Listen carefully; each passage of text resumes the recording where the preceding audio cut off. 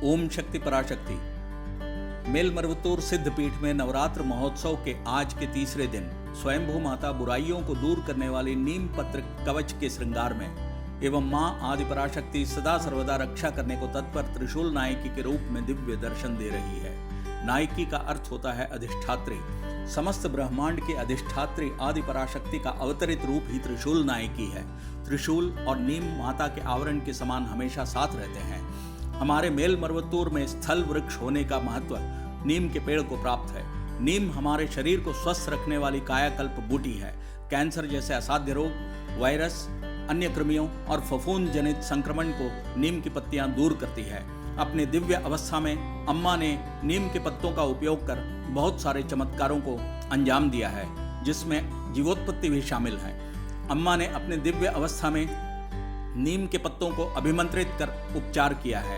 अम्मा अपने दिव्य अवस्था में नीम के पत्तों के आसन पर विराजती है। अम्मा के इन चमत्कारों और दिव्य अवस्था में अम्मा को देखने का सुख का अनुभव बहुत लोगों ने अपने मन में सजोए रखा है। हर काल चक्र में और हर स्थान में हल्दी मिश्रित जल का छिड़काव नीम के पत्तों के माध्यम से करने पर उसमें शुद्धता प्राप्त होती है।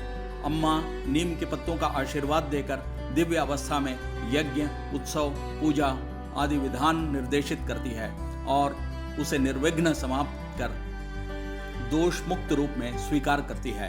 पूर्णिमा के दिन दीप पूजा में अर्चना के लिए नीम के पत्तों का उपयोग होता है। मंदिर के उत्सव में नीम के पत्तों का तोरण लगता है। माता का प्रिय अस्त्र त्रिशूल का ऊपरी हिस्सा 3 भागों का होता है। बीच का भाग सीधे ऊपर की ओर जाता है, जबकि शेष दोनों छोर घुमावों के बाद ऊपर जाते हैं। ये तीनों भाग नीचे एक दंड के साथ जुड़े हुए होते हैं, जो इसे मारक शक्ति प्रदत्त करता है। त्रिशूल के 3 भागों के बहुत सारे गूढ़ तात्पर्य हैं। मां आदि पराशक्ति सृष्टि, स्थिति और संहार कारिणी है, अर्थात त्रिदेवों को, ब्रह्मा, विष्णु और महेश को दर्शाता है। सत्व, रज और तमो गुणों को भी दर्शाता है। काल में भूत, वर्तमान और भविष्य का प्रतीक है। ब्रह्मांड को लें तो धरती, स्वर्ग और पाताल का प्रतीक है।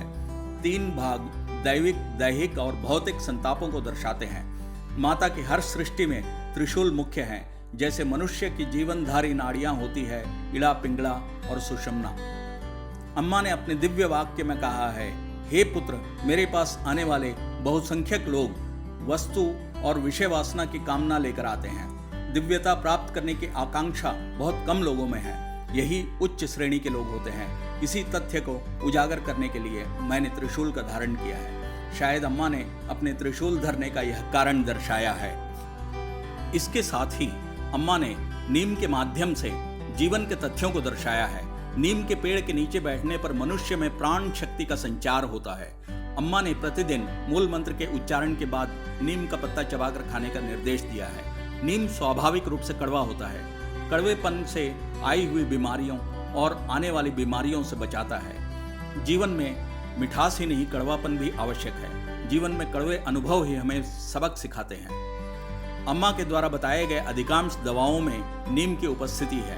नीम के पत्ते, फल, बीज, तेल, जड़, छाल, गोंद जैसे हर भाग दिव्य औषधि के रूप में प्रयुक्त होते हैं। यह सिद्ध वैद्य में देखा जा सकता है।